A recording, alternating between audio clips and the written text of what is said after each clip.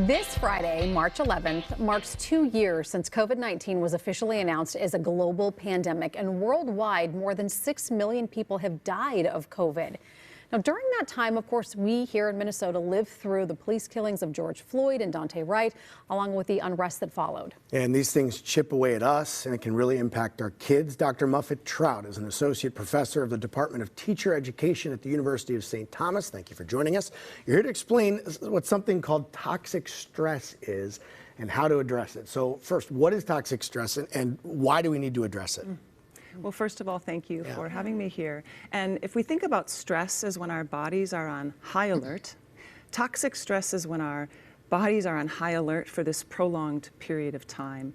And so it becomes toxic because it affects our bodies in negative ways. And I'll give you two examples. One of them is the fact that our bodies have this stress response system, which is this really great thing when our bodies are in physical danger. It's what jumps us into fight or flight mode. You know, we get adrenaline, we get extra energy, our heart palpitates faster so we get blood to more muscles so we can be stronger. Our pupils even dilate so we can see better. The problem with toxic stress is that that can become overactive and our bodies can jump into that stress response mode even when we're not in physical danger. So if you're a child in a classroom, that can turn out to be like hitting the teacher or acting in ways that a child wouldn't normally do.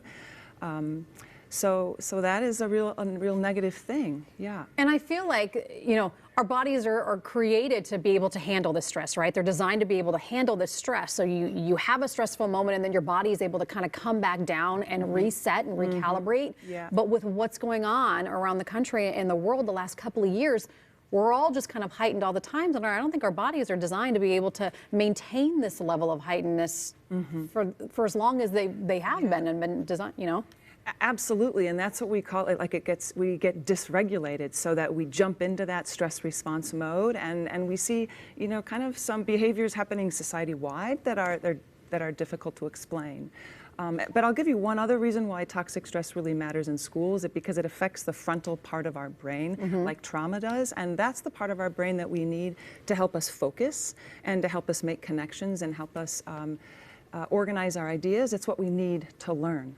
So toxic stress makes it difficult for learning. Well, you were talking about that with your daughter. Yep, recently, right? yep. Yeah. We have an 8-year-old and a 6-year-old, and I've definitely seen, now it may just be that as they're growing, the way they interact with people is a little different, but they were very outgoing. They were very willing to speak with adults, not strangers, we talked about that, and I've seen them withdraw that a little bit because they hadn't done it in so long, and I assume that that's not uncommon. Absolutely. So part of that, you wonder if that's just practice, where your children have had less practice over the pandemic. Yeah. But when we think about emotional responses to toxic stress, it can be from, you know, on the one side, like heightened emotions of anxiety and extra worry, but then it can also be more muted, kind of more sadness or more depression type things. So it's important that we teach our children how to recognize stress in their bodies so that they can learn to interrupt it. So we also teach, it's important to teach tools to interrupt it as well. Let's talk about some of those tools, because you did mention some of the things in the school classroom setting of child maybe lashing out who didn't lash out before. But if you're a teacher, if you're a parent, if you're a caregiver, how do you recognize maybe this toxic stress in a child's life and how do you address it with them? Well, first, you know, that acting out is, you know, that fight or flight mode, but lack of concentration, those are definite signs of things to do, and so then you're asking what to do next, is that what you say? So I think it's important to know that toxic stress thrives in loneliness. So supportive adults can be really important buffers for children who are experiencing a lot of stress. And so what does that look like? Well, I think a really important thing is to truly listen to our children, to our students. When they come to us with fears and concerns, that we validate those fears. You know, oftentimes we adults make the mistake of saying, oh, it's not that bad, because it might not seem like that big of a deal. But to that child, the emotions that they're feeling, they are real. And the reason it can damage them if we teach them to not trust their emotions. We want them to trust their instincts. So it's important to validate their emotions. And then also to set up, you know, routines to check in, to allow the children to talk to us. Things like joys and sorrows is a routine that can happen in homes and in schools. I know one of the biggest things I've learned just in dealing with it on my own is breathing, the importance of just doing some breathing, some music and art. You mentioned routines, especially at mealtime. How can those kind of things make a difference for kids? They are so important because we need to help kids recognize, number one, when their bodies are on high alert, and then know ways to interrupt that. So routines, any kind of routines that we have, that kids know that they're going to be asked about how they're doing and how their days are, so that's a regular thing. So it might be hard for them, but the more they do it, the more natural it becomes. But then also a routine such as, having a moment every day to have some sheer joy that pulls us out of that high intense mode. Those are ways to limit the powers so that stress doesn't stay prolonged and become toxic stress.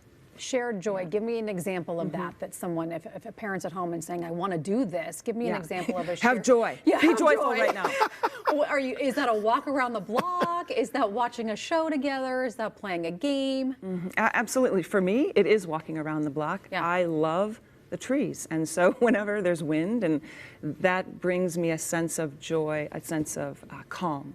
But for others, it might be music, making music or listening to a favorite song and just really listening to it, maybe singing along. Maybe it's playing games, Again, it's where we feel like we are being pulled out of that high alert mode.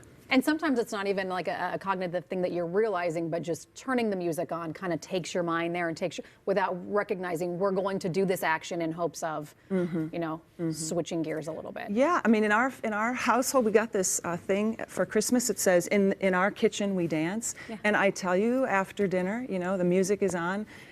And we dance a little bit just for silliness, just for some joy. We had a tough bedtime last night at our house, and I went to the Spotify spa music channel, and it worked. Everybody went from here to just, okay, good night, ladies, and it worked. Fantastic. The power of music. Try that one. It's yes. really so powerful. many great tips. Yeah. Thank you, Professor. We appreciate your time this morning. Yeah. Thank you.